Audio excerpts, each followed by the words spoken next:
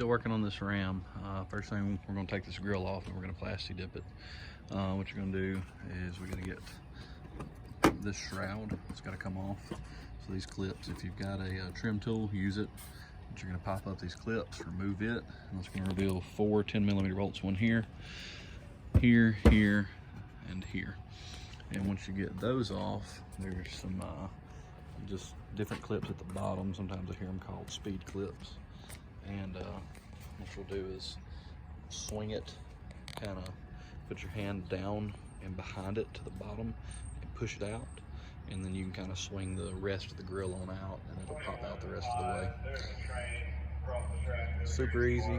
Just be careful that you don't break any of those clips. You can replace them if needed, but try your best not to break them, and you should be able to pop it right back in with those clips, and then also put your bolts back in and your shroud back.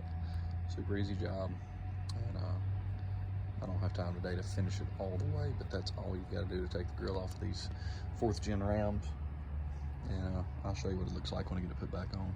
All right, so now that I got it removed, you can see those clips are going to go in. They just push in here and here. Sorry, here and here, and that's basically what's holding that grill in. Once you take those 4 bolts off the top that came out from here, here, here, and here. So easy to put back in though.